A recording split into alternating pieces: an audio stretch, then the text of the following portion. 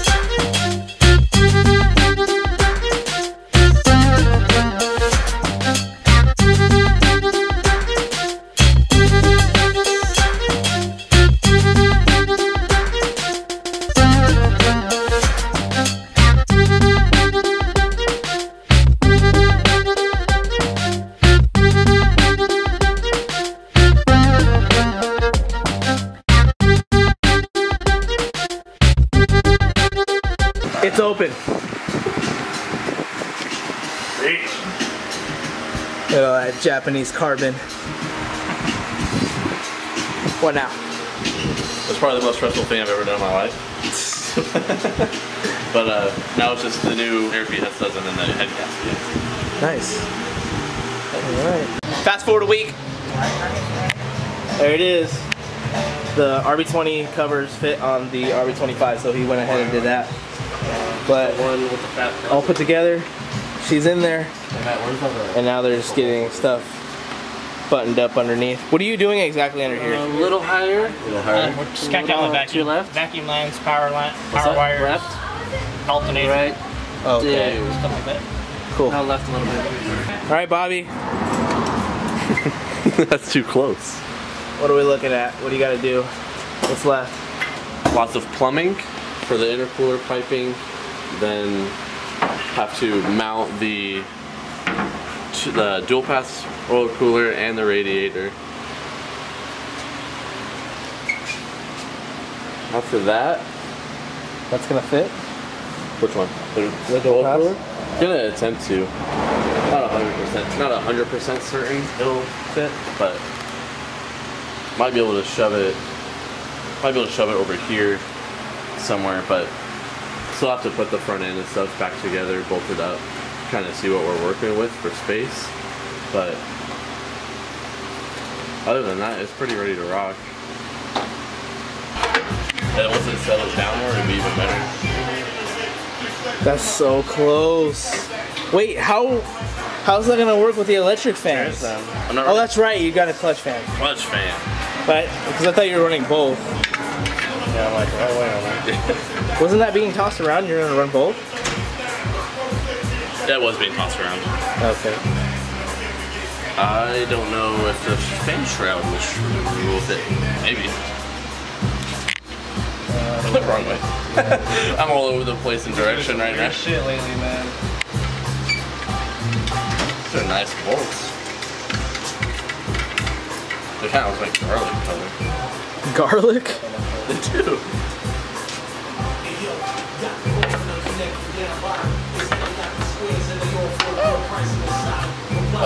I don't think they anticipated the neck being right there. Probably just notch that off at the bottom of the line. But then that would that defeat the purpose of the shroud? Got to notch the fast shroud for the RB25 because it's a KA radiator, so it doesn't really mount up properly. So we're gonna have to notch a hole at the bottom to fit the neck down there, to notch the corner off right here to fit the filler neck. Okay.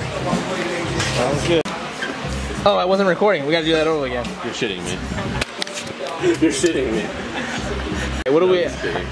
So originally you wanted to put the oil cooler over here, right? Right, but just think, like, without even putting stuff together, I know the intercooler piping on this side is not gonna agree with how it needs to be in place. So what we're going to do now is cut off this bracket that was supposed to be for OEM hood hinges, like the pop, since we're running hood pins anyway, which will probably go somewhere in the lines of here, I'm guessing.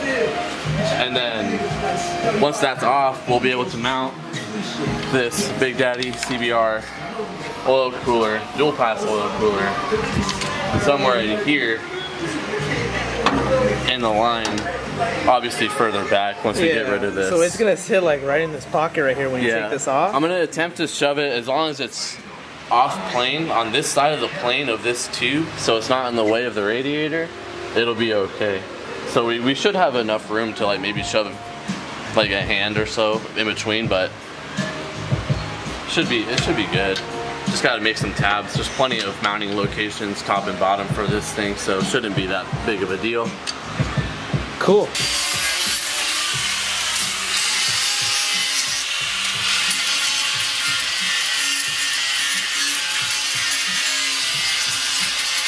Getting that all shaved down? At least the piece is off for now, but yeah, it's all just shaving it down, getting it ready. Nice. Oh, you got it all covered up with the bag? Yeah. Nice. Figured I'd make use of it. That's cool. Alright, a little bit of progress made. Got the charge pipes all ran.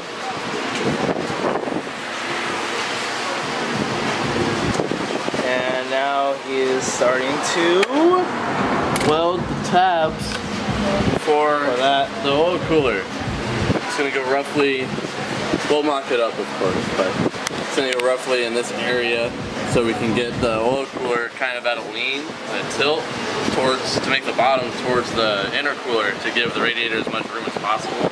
It'll be held on with all three tabs up top, and that should be more than enough to hold it. It is kind of heavy, but it should be fine, no problem. Right on.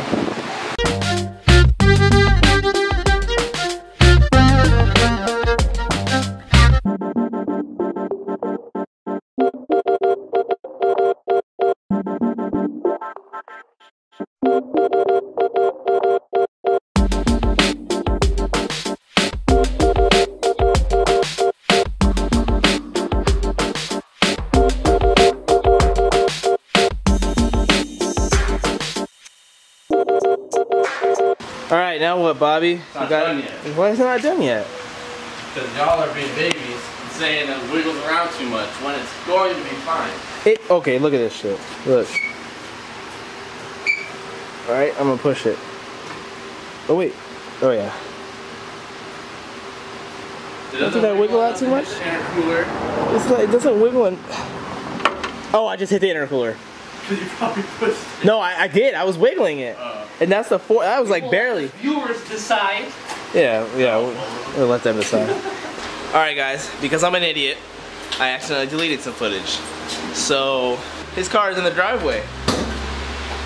Bobby, do you want to explain to everybody what, where I left off was, or you were putting the radiator in there, yeah, but it didn't get set in. That's where I started deleting footage on accident.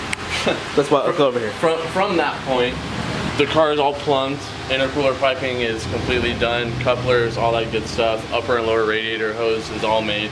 As you can see here, if you come down here, the lower radiator hose is actually aluminum piping that I was running on the RB20, but I had to being that the outlet or inlet, whatever it is for the oil rad is in a different location than the Mishimoto one, I had to grab some material and extend it out a little bit and reclock it so it'll actually work with this radiator setup. Okay. So then other than that, the tabs for the CBR dual pass oil cooler made, all plumbed, ran to the motor down here right above the oil filter. Old right there. There's two of them. It's a Grady oil cooler adapter. So essentially, if you wanted to, you could. I think it's like a fitting or something that you can get that would go into the block, and then you could relocate that entire assembly onto, like, say right here if you wanted to, so you could have the oil filter change up there. But it's pretty simple down here, not a big deal. The exhaust from the backside of the turbo to about the end of the tranny is all accounted for. You might be able to see it down here. Yeah, so like right here is that flange. So that's what we'll be working on today as well, is completing the exhaust with the HKS high flow that I have. Okay, so where your hand is where it's ending? Yeah, that's where the flange is, right here. Okay. About the end of the transmission. If the fuel wasn't disconnected right now, it would fire right up. So she's gonna start today, huh? Yeah, no problem.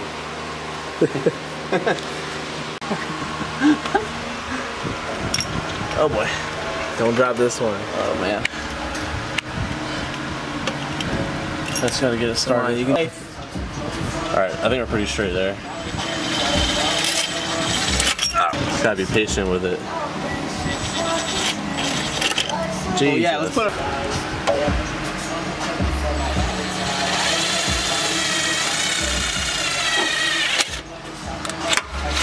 There you go. Now there's a hole. Alright.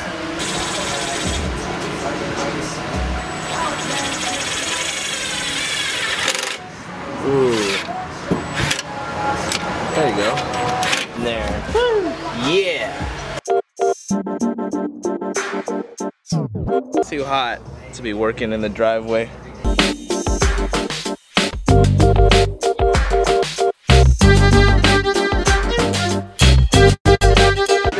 Bobby.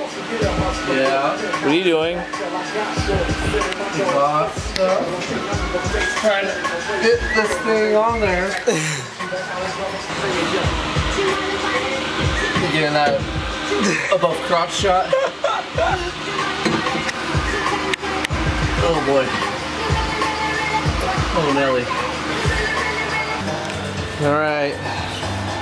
This is the Frankenstein HKS high power. What else?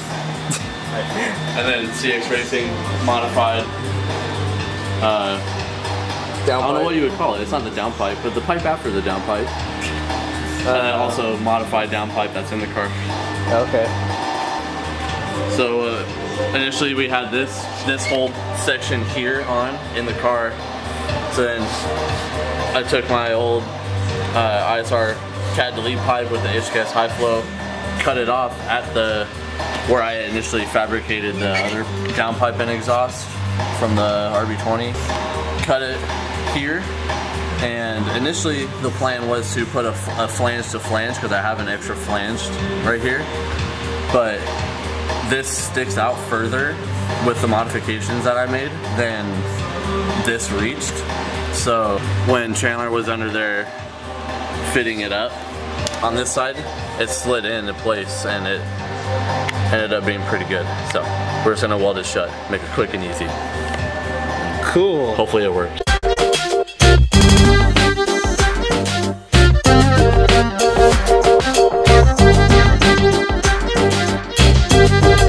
Alright.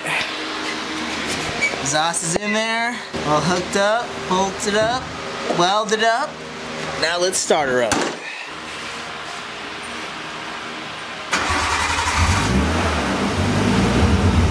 Oh yeah, sounds just as smooth as it used to sound. Very mellow.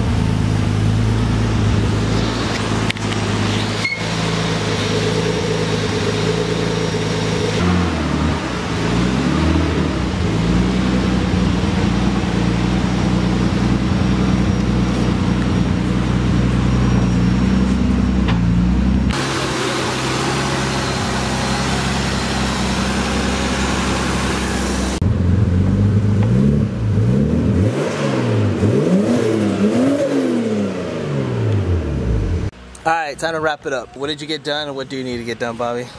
So exhaust done. Sounds really good, nice and quiet, very mellow. What needs to be done? There's some coolant leaks from the upper neck here that need to be addressed. Need to fix the fuel pressure regulator because the Aeromotive one is only good to handle 5 to 12 psi. And how much psi do you need it to? It's almost there. I mean, we need 43. The 12 isn't that far off.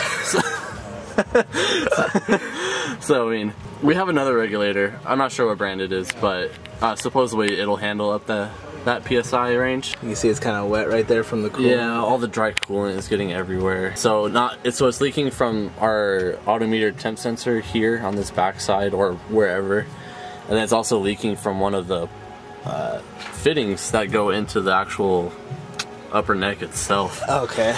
So once those two things are fixed, I want to say that's it and it's ready for tune, other than like some vacuum stuff. Alright guys, I hope you enjoyed the video. Don't forget to like, comment, and subscribe. If you want to see anything else more specifically that we do or don't do in the videos, just let us know in the comments. And Jesse, what's going on with your car? Nothing, it's done, right? It's done. Good to go. It's good to go. Alright guys, have a good one. Always ready for an event.